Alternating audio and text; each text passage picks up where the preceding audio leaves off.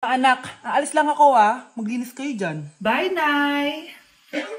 At dahil wala na si Nanay, ako ang bago niyong boss. Kaya sundin yung mga inuutos ko, ha? O Kyle, ikaw na magugas ng mga plato doon, ha? Wow, lakas magutos Aba, nagrereklamo ka ba?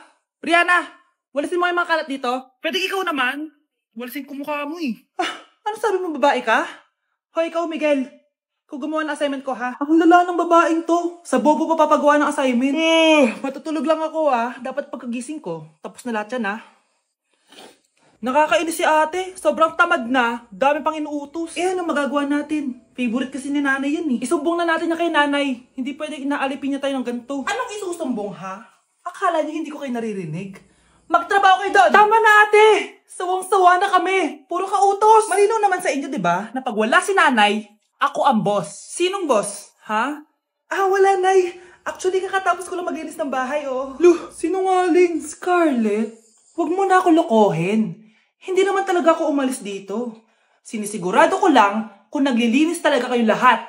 At tama nga yung sinasabi ng mga kapatid mo. Na para kang boss umasta dito sa bahay. Nay. Mga anak, kayo na bahala sa ate nyo. Utusan nyo ng utusan yan. Ate, ikaw na magugas ng mga plato dun. Eto na. Pagkatapos mo dyan, ate, maglaba ka, ha? Oo, sige. Pagkatapos mo maglaba, gawin mo yung project ko, ha? Sige, boss. Lahat ng utos nyo gagawin ko. Ma'am, parang wala po ata sa lesson natin yung number 5. Ay, wala ba? O sige, bonus na lang yan. Thank you, ma'am. Ma'am, wala po ata sa lesson natin yung number 5. Oh, anong gagawin ko? Puro ko kasi daldalan, kaya di mo alam. No, favoritism si ma'am. May sinasabi ka? Ay, wala po. A few moments later. So, ganun lang siya kadali. Ma'am, pwede po pa-excuse. Sumasakit po yung puson ko sige, punta na lang sa clinic. May gamot doon. Sige po, ma'am. Nagets niyo ba, class? Ma'am, excuse po. Sumasakit po yung puson ko. Ang arte mo naman. Onting sakit lang. Excuse agad. Kapag di maganda, wag na mag-inarte. Kala mo naman ang ganda ni ma'am. Hello po, ma'am. Sorry po, absent ako kahapon. Nagkalagnat po kasi ako ganun ba? Sige, excuse na lang kita. Sige po, ma'am. Thank you po. Ma'am, excuse po. Nilagnat po kasi ako kahapon kaya di po ako nakapasok. Naku, tigilan mo ako Walang isang araw na lagnat. Ang sabihin mo, tamad ka pumasok. Ikaw nga, palagi ka nga di pumapasok Anong sabi mo? Totoo naman, ma'am. May favoritism ka. Susumbong kita sa principal. Maniniwala ba ang principal sa'yo? Wala ka namang ebidensya. Anak, mag-e-exam tayo mamaya, ha? Dapat mas mataas grades mo kay Scarlett. Oo naman, Nay. Mas magaling naman ako sa kanya. Anak ni Ma'am si Samantha. Eto yung mga sagot mamaya sa exam. Perfect mo yan. Sige na, Nay. Baka may makakita pa sa atin. Humanda kayong dalawa sa principal. Tapos na yung maliligayang araw nyo. Ang makakasagot nito may plus point sa akin. What is 2 times 2? Ma'am ako, ma'am. Wala bang gustong sumagot? Ma'am, alam ko po yung sagot. 2 times 2. Ma'am. Okay, Samantha. 2 times 2 is 4. Very good. May plus 5 ka sa akin. Ang daya naman. Kanina pa ako nagtataas ng kamay. Ma'am, pwede pa po ba ako mag-take ng quiz? Absent kasi ako kahapon Ay, hindi na. Absent pa more. Tatamad-tamad ka kasi mag-aral. Nagkasakit po kasi ako, ma'am.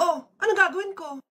Ma'am, pwede ba ako mag-quiz kahit absent din ako kahapon? Oo naman. Ito, magsimula ka na. Thank you po, ma'am. Bakit siya pwede mag-quiz, ma'am? Bakit? May problema ka ba? Oo, may problema ako. Favoritism ka. Palagi na lang sa Samantha yung binibigyan mo ng chance. May galit ka ba sa akin, ma'am? Sabihin mo. Hindi ako galit sa'yo. Pero sa nanay mo, oo. Wag na wag mong dadama yung anak ko sa problema mo sa akin. Nay, anong meron? Yang nanay mo, pabida. Dapat ako yung top 1 ng high school kami. Alam naman natin dalawa na deserve ko talaga maging top 1. Hindi kagaya mo, binabayaran yung school para tumaas ang grade. Totoo ba yun, Nay?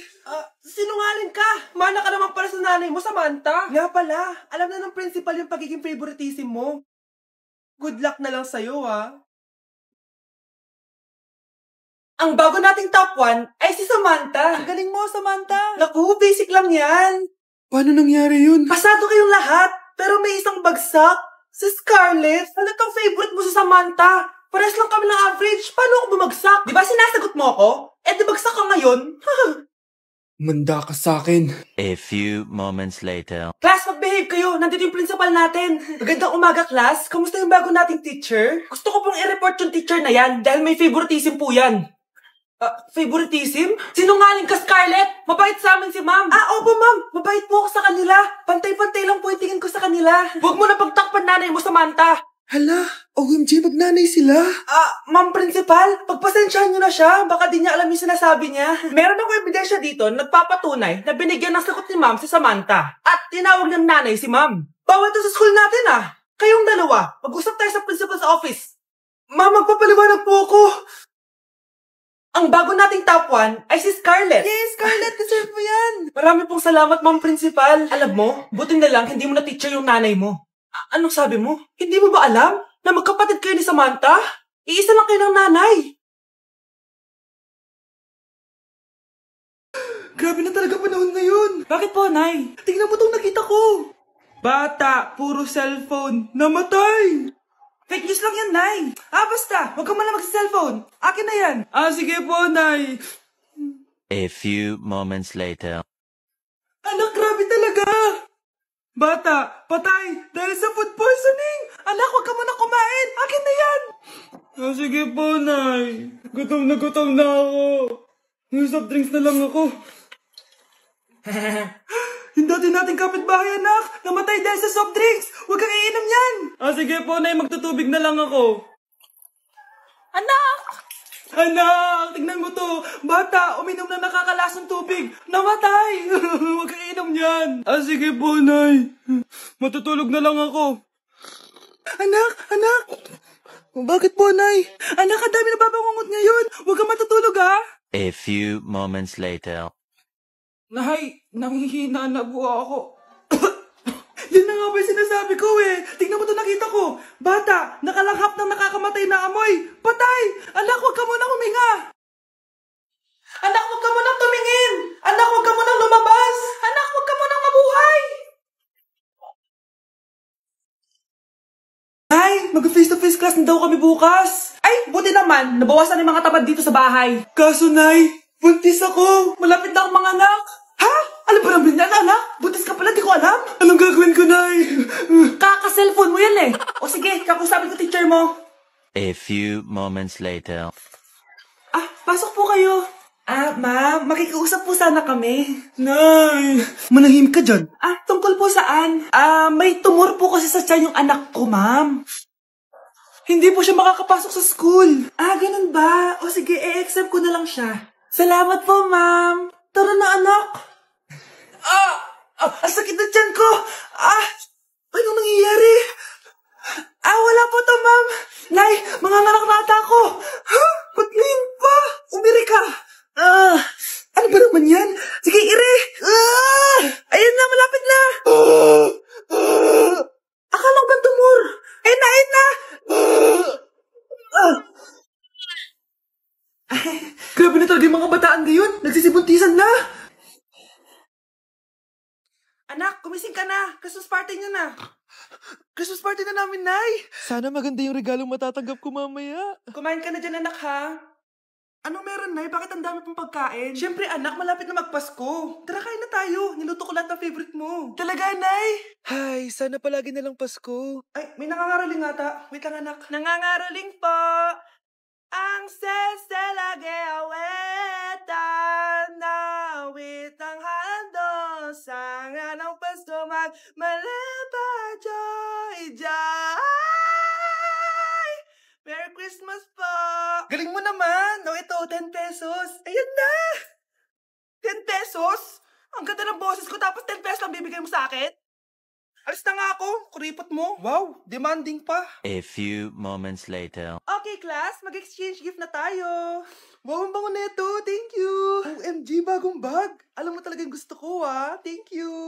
Nasaan na kay-exchange gift ko? Wala yung kay-exchange gift mo, be. Absent siya. Bawi ka na lang next year. Minsan na nga lang mag-Christmas.